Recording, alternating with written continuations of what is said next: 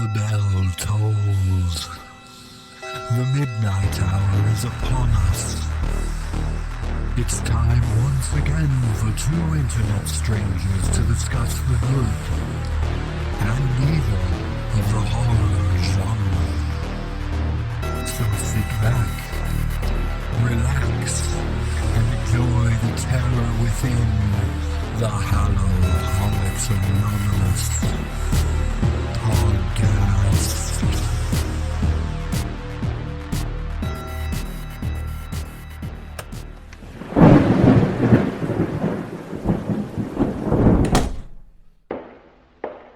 Hello? Anybody here? I don't think this place is open. There's got to be someone here, Maddie. I heard weird screeching sounds and people whispering in unknowable dead languages. That might be a good sign we shouldn't stay here. Are you crazy? The tickets to this place were dirt cheap, dude. Before we make any more topical but tasteless jokes, why don't we start the podcast? Hi, I'm Maddie. I'm Corey. And this is Hallow-Holics Anonymous, a show dedicated to all things horror and occasionally Halloween. Yeah, so bad things are happening, but you know what else is bad? The inevitable dread waiting for us in the realms of the deep.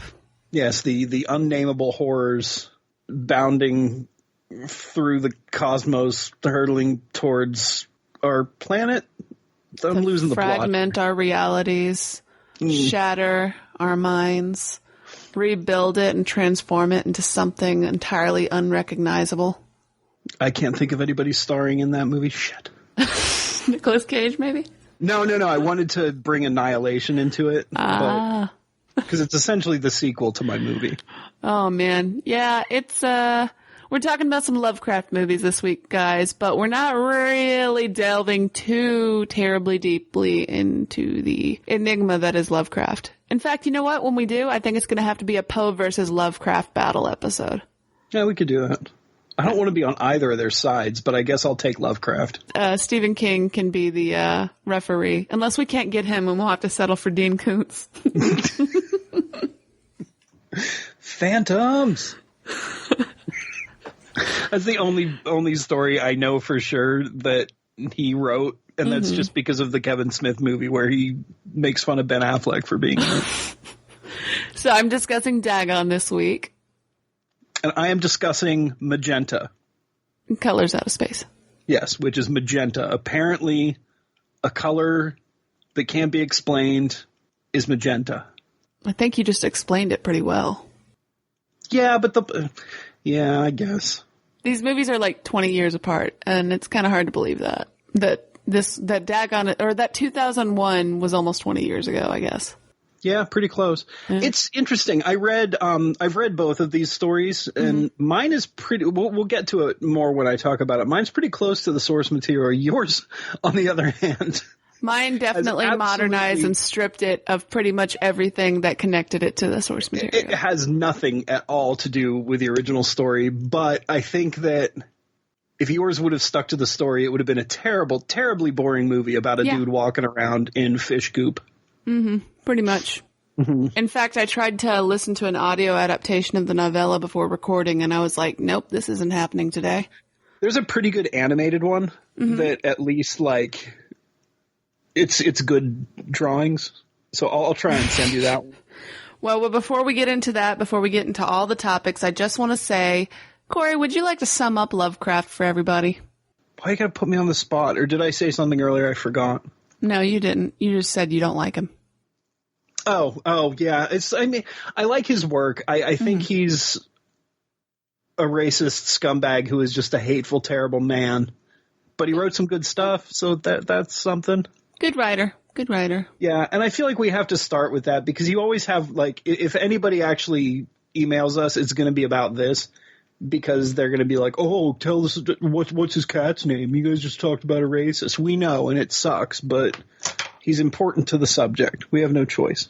Yeah. And sometimes it's important to separate the artist from the art. Otherwise, I wouldn't be able to love Fearless Vampire Killers as much as I do. Who did that? Roman Polanski. Okay, that is a Polanski. Yeah, Polanski he's like my It enrages me that he is such a good director and filmmaker. Mm-hmm. I can watch Polanski movies, but I can't watch anybody like Talking about him in a nice, like, I don't want to see him glorified for being such a piece of shit. Yeah, I agree. The dude who directed the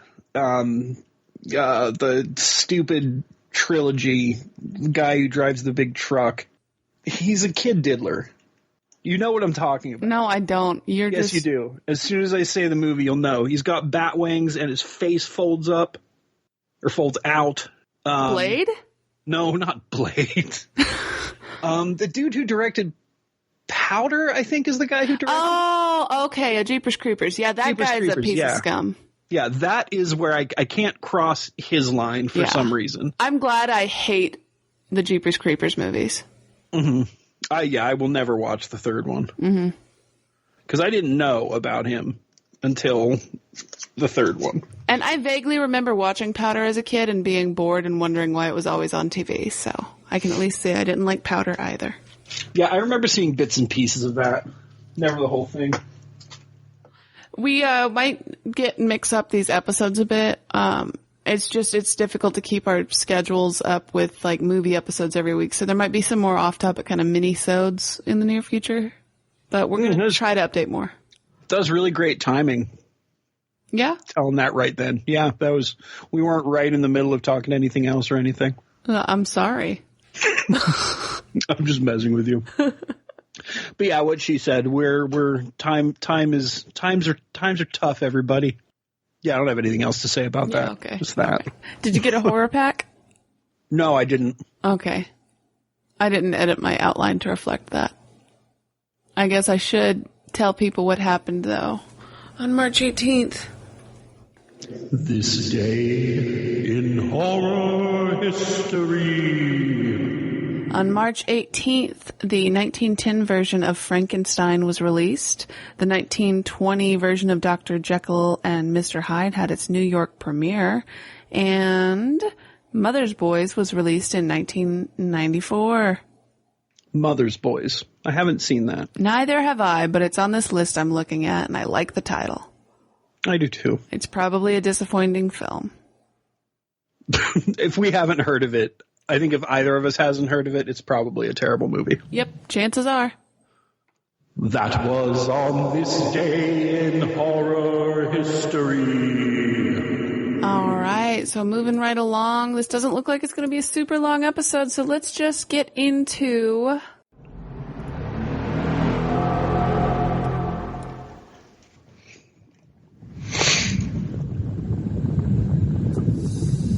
This was a Spanish-American production.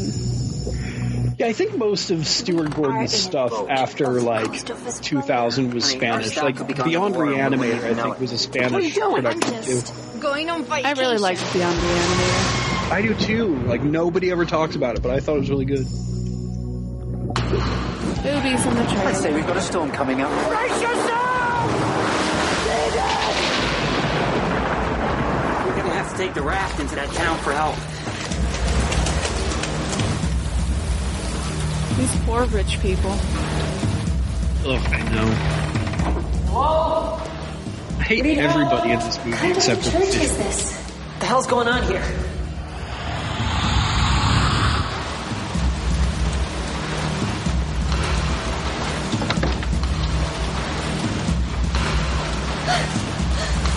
I'm supposed to meet someone here? A woman? Senorita?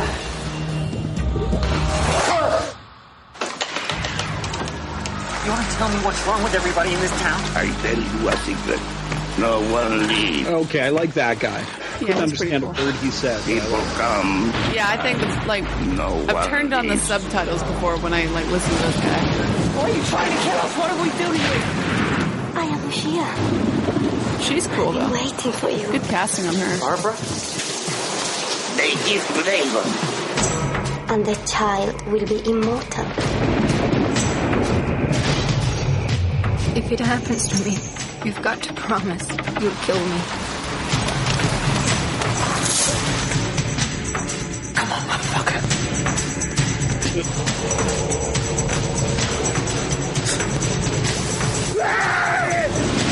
I'm fading it out there because it's a long trailer and it's giving away the whole movie. Yeah, it really is.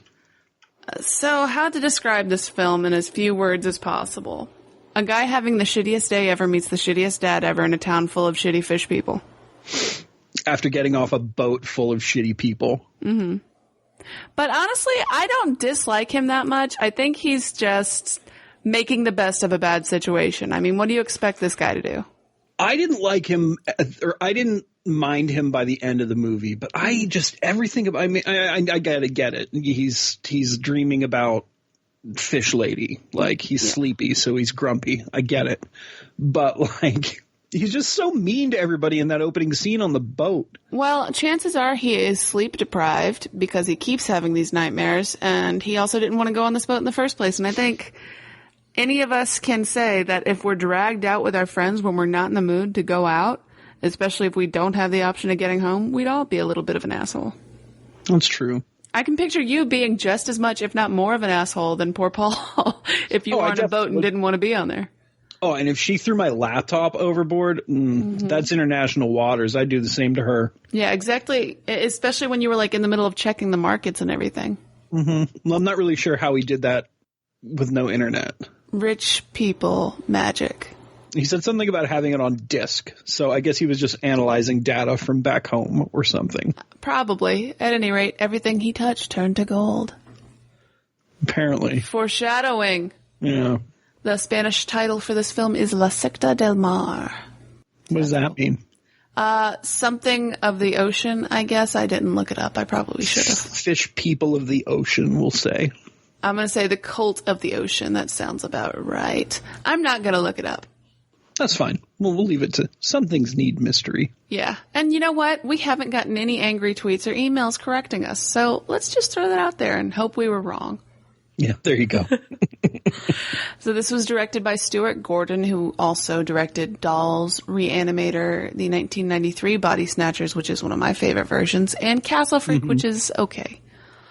It was written by Denis Paoli, who also wrote Reanimator, From Beyond, Ghoulies 2, Body Snatchers, and The Dentist. Clearly the two worked well together, and they both love Lovecraft because they also collaborated on Masters of Horror with Black Cat and Dreams in the Witch House.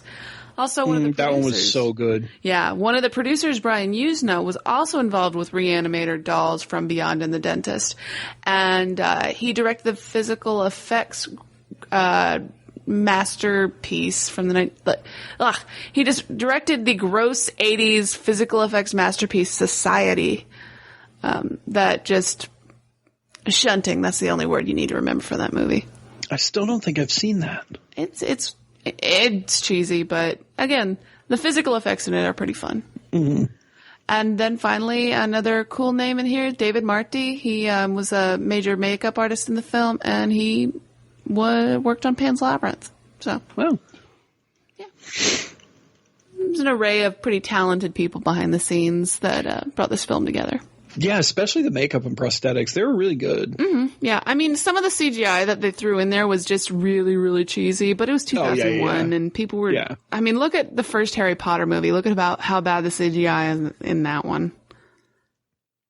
Yeah, and they kept it to a minimum, too. Mm-hmm. Yeah. Like, there wasn't a lot of it, so... It was definitely more physical effects, which I appreciated. Yeah, me too. And I didn't even mind it. Like, in the end, when they're swimming into that big, like, void, like, I didn't even mind that was, like, CGI. It didn't look good, but it didn't look bad. Like, it just felt like, I don't know, it felt like the perfect way to end a B movie. Mm-hmm. Yeah.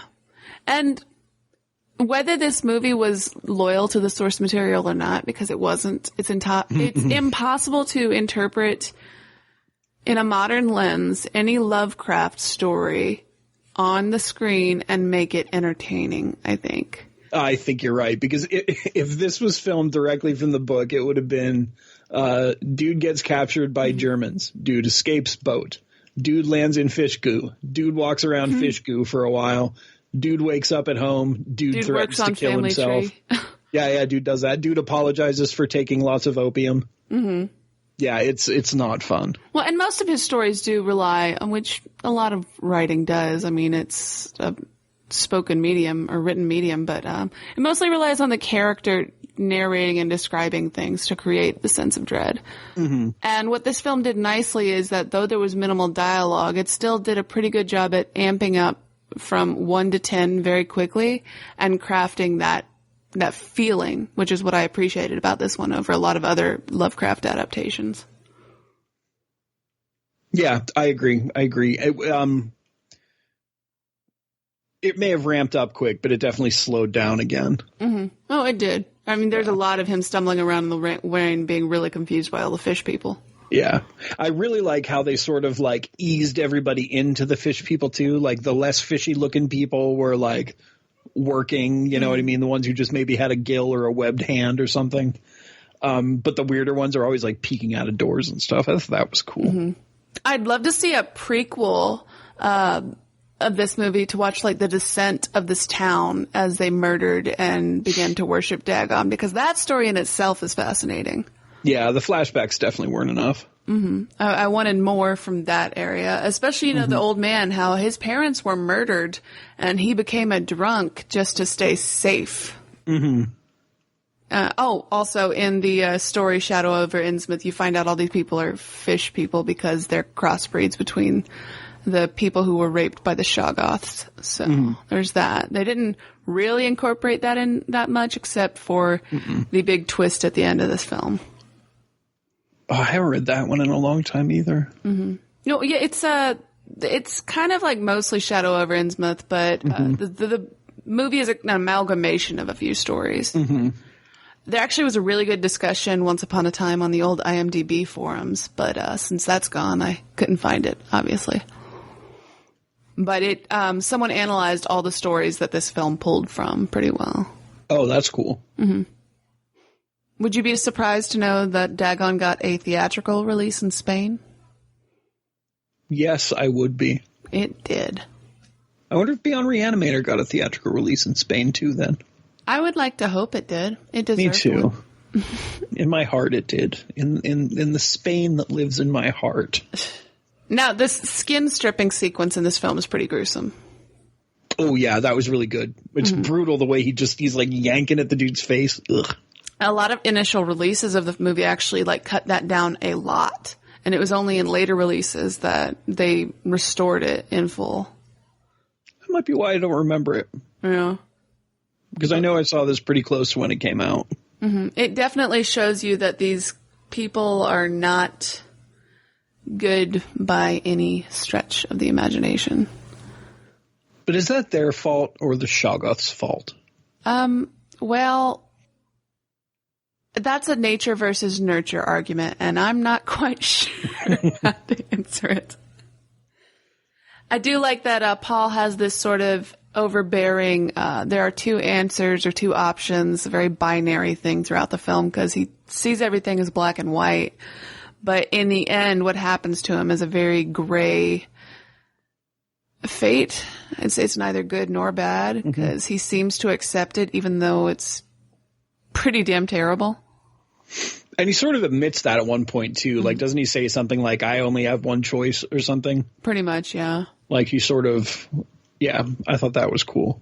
Did you catch? I think they could have done a little more with that. Like, it kind of, like, came out of nowhere and just continued, which was okay, but my movie has a piece of that too. Yeah, I wanted more from this movie. If anything, I thought certain elements could have been expanded on more and others cut back a bit. I always hope that maybe there's a director's cut that adds more, but I don't think there is. Mm-hmm. Did you catch the Miskatonic University sweatshirt that Paul is wearing? I did. The bright orange one. It bugged me when he was sneaking into the mansion. Like, how's he going to get anywhere with a bright orange sweater on? For those who don't know what Miskatonic University is, it's a fictional university in the Lovecraft universe, which has been used on multiple occasions in his own stories, film adaptations such as this, and even games, like tabletop board games. And video games. Mm-hmm. My movie has a Miskatonic University t-shirt. See, Miskatonic, it's where it's at. I used to have, I missed this shirt so much. It said Miskatonic University, home of the fighting cephalopods. I had Cthulhu on the front. It was dope. A lot of... basically, like, I wore it until it fell apart, literally. A lot of older stories that like to bring up like vampires and mad scientists will always say that a top German doctor went to the University of Heidelberg. So when my grandparents several years ago went to Germany, I was like, I want a University of Heidelberg hoodie, and I still have it. That's awesome. Yeah. Yeah, Dagon was a fun watch. It's not a super complex movie. There's not a lot of production notes out about it. In 2018, it got a really special Blu-ray release with commentary tracks. So I'd like to get my hands on that because I love commentary tracks. But other than that, not much out there. I liked it. I didn't think I was going to. Like, normally when I revisit, and like, I always go back. Have you seen The Lurking Fear? I don't remember. Maybe. Right. It was, I think it was Full Moon. I can't remember. Jeffrey Combs is in it. Mm-hmm. It was one of my favorite Lovecraft stories when I was a kid. And this came out like late 90s, early 2000s. Got to be late 90s, mid 90s even maybe. I think it was in high school. I had it on VHS. I'm rambling. I'm sorry. So I was all excited that like Full Moon or whatever was releasing The Lurking Fear. So I went and rented it, brought it home, watched it. It's this terrible, like, sort of Tarantino meeting of bad guys in this like graveyard outside of town that just like gets attacked by like basically zombies. It was terrible.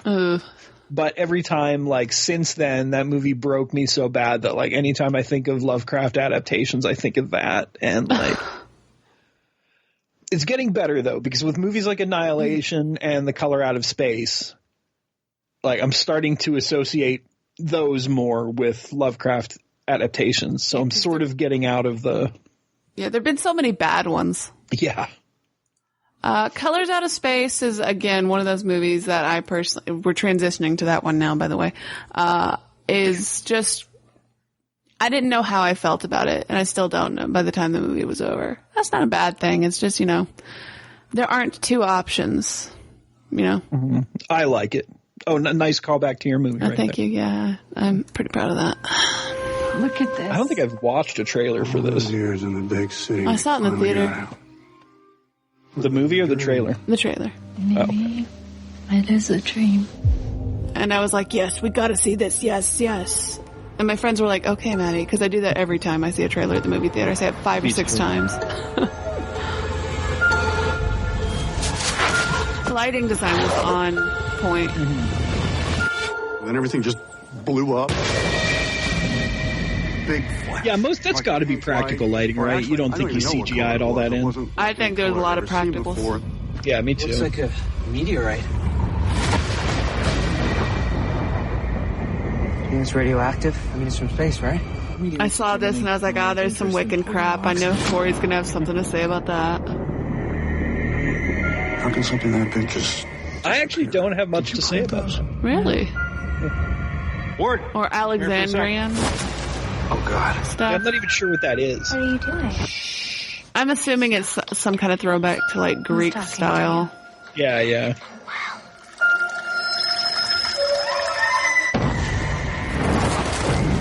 It's in the static, it's in the moisture, it's in here. He did a good job. I wanted more of Tom. I don't want to ruin too much of this, but when they're playing back the tape at the end. Oh, yeah. So in denial. That thing from the meteorite changes everything around it. It's just the color. But it burns. Do you believe me now? I don't know what I believe anymore.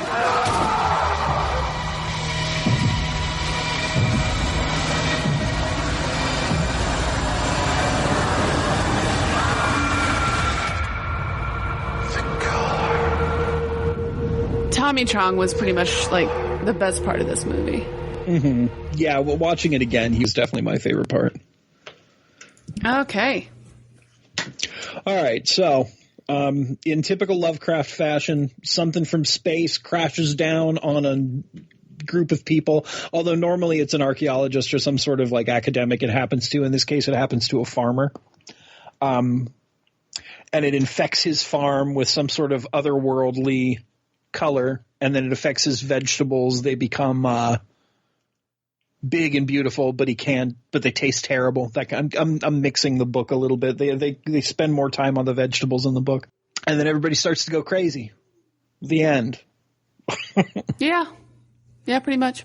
Yeah, it's standard Lovecraft fare. I don't remember.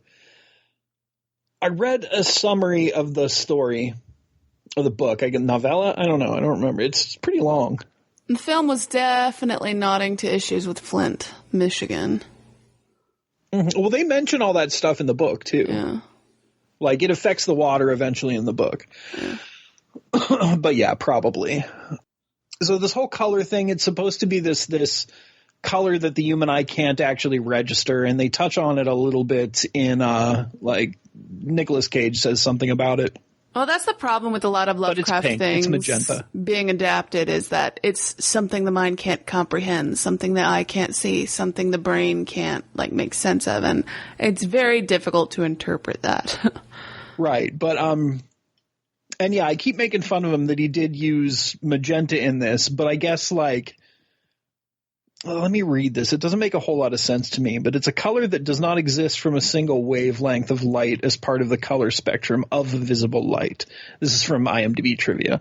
Rather, it's an extraspectral color that is only perceived by humans in a specific interaction of the optical rods in their eyes that detect red and blue colors in specific circumstances to create the color magenta in their minds.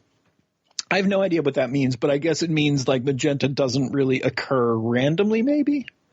I think maybe it means is that the eye can't make sense of the color. It? Yeah, the eye can't make sense of the color, so it views it as magenta. Yeah, okay. So, yeah, that's why that's the color out of space in this. Mm-hmm.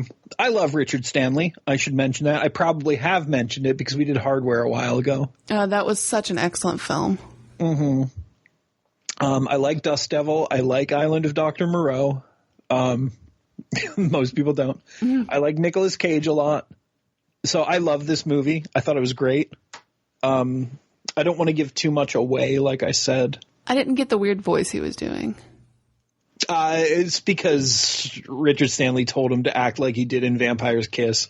Oh, okay. And if you go back to older, like that accent, like that's his like weird, angry, crazy guy accent that he uses. Okay, that makes sense. I mean, I don't get it either, but it's what he chose to do, and I accept it. Well, I mean, Nick Cage makes weird choices. Richard Stanley makes weird choices. Together, they make really weird choices. Yeah. So I guess that makes... It's like blue and red when perceived in a certain way on the color spectrum. Right. Yeah. Richard Stanley and Nicolas Cage. You can't really understand them, but you can pretend to. I don't know. I got nothing. But when you get them together, the mind interprets and sees it as the colors out of space. Nice. Very poetic. So I've got one like weird problem with this movie. Mm-hmm. The goggles. Yeah. So like they mention the goggles, like the goggles are all important. Like he found them when he's going through his grandfather's stuff. I don't know if that's from the book or not. I don't remember. But then fast forward to the end, he's in the well. I don't want to go into too much detail. And then he puts them on. But that's like the whole setup for the goggles. Did that make any sense to you? I wasn't paying attention to the goggles. I was paying attention to the compass thing. Oh, okay. Honestly, I was talking to Ryan on the phone after this, and he had mentioned how his friend he watched this with kept talking about the goggles. And he was like, I didn't catch that. I didn't get what the deal with the goggles was. I didn't even remember the goggles showing up in the movie. So I don't know. Maybe it was another one of those odd red and blue choices of Richard Stanley and Nicolas Cage. Maybe, but I really expected them to come back and like have some sort of like bigger purpose, but they really didn't. I thought the goggles only existed to have the conversation so that we knew about the compass. You're probably right, because I forgot about the compass. Yeah. I went the other way. This sticks to the book, like I said, but everybody gets sort of their own brand of insanity, and they also expand on the deaths, and they do the deaths a little differently. It hits all the It hits all the notes of the book, but it elaborates, and I think the elaboration is what makes this more interesting to me. Mm-hmm. But again, I can't talk about it because I don't want to give it away. Yeah, Dagon, you've had almost 20 years to... Yeah, but this one you've only had weeks. But it is worth watching at least once, and it is miles beyond a vast majority of especially the older Lovecraft adaptations. Oh, yeah, miles. And it's if you guys have seen Annihilation, it's pretty much the prequel to Annihilation. It could be. And you know what? You should watch Hardware, even though it has nothing to do with this one, just because it's a good movie. Yeah, definitely do that. Watch anything Richard Stanley does. You'll hate most of it, but you'll like Hardware. Yeah, I'd like to think we could get into a more complex discussion about this, because it is an oddly weird movie, but it's still a pretty simple black and white kind of film. Yeah, and I mean, it's not... Even the books aren't that deep. I hate to say it, but unknown thing appears to people. People react poorly. Unknown thing wins. That's pretty much the cliff notes of all of his stories.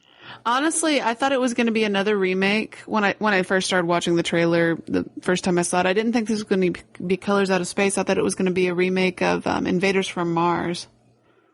Because that's what it reminded me of, especially with I magenta. can see that. Yeah, now that you said that, I can see that.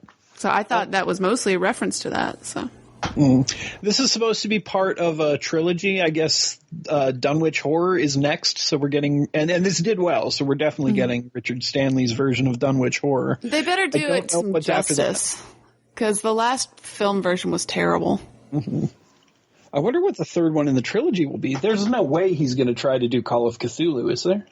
Oh, you never know. Gosh, he has gained a lot of weight. Who? Richard Stanley. Well, I mean, he's aged, like 30 years? I know, I just always pictured him as that thin, scared-looking dude. Mm-hmm. Oh, he did do another ritual for this movie like he did with Island Dr. Moreau. God, what happened this time? I just said that he did a ritual with some Swedish filmmaker or something. I assume it's more blood magic. That sounds like Richard. Yeah. Good old Richard Stanley. Yeah, don't listen to Maddie. This movie's great. Go see it. I didn't say it was a bad movie. It just wasn't my kind of movie. It's because it's our kind of movie, listeners. Get me and I get you. It's all that matters. Well, if you'd like to see more of us in written form, you can find us at hallow-holic.blogspot.com or hallow-holic.wordpress.com. If you would like to venture into the Twitterverse, which is a cesspool of horror and terrible things right now, you can find us. We will be your oasis. You can tweet us at Nowhere23 or by searching Hallow-Holics, but seriously, only go there. And even if you just want to send a funny horror movie gift, we love those. Yes, but only go there if you really, really want to, because it's terrible there right now. Oh, yeah, dude. It's always terrible, but it's particularly terrible that now that, almost 50% of the workforce around the globe is stuck at home on Twitter. Yeah, Facebook and Twitter are the worst things on the planet right now. Jesus Christ. If you want to email us, you can email us at Hallow-Holics@outlook.com. I have no idea what he's doing. What do you mean? I mean, he's just opening his mouth, and this color that I can't describe is shooting out of it. Oh, no, that's just Richard Stanley coming out of his mouth. Oh, wait, Nick Cage is behind him. Oh, well, in that case, they want me to... I mean, I wouldn't know because they're talking with light. Mm-hmm. So I don't understand that. But I think they want me to tell you to go to podpedia.org and search our portal, HHA, because that's what they always want me to say. Mm-hmm. Do you think Richard Stanley and Nicolas Cage have always been driving the man? I think they exist somewhere between yes and no. There are only two options here. Oh my God, you're so mysterious tonight. Oh. Well, it doesn't look like the bellhop is going to be very helpful. I mean, he got tentacle slime all over the papers that we just signed to check into the room. Why don't you go into... Corey, where'd you go? I'm under all this stuff. What stuff? Really gross. Why did you climb under there? I thought we had to hide. And that's a wrap. Oh, wait. Before that's a wrap, next week we're going to talk about weird music videos. Yes. So we're just going to watch music videos and talk about them. It's going to be fairly boring. Yeah. It might not be. Yeah, we'll find some weird ones for us. Yeah. We'll recommend music videos for you guys. There you go. Hey, most of the best directing crowd who are in their 50s and 60s got their start with music videos. So good way to cut your teeth. Oh, I have to start making a list before Sunday because there's so many I want to show you. Good night, guys. Yeah, good night.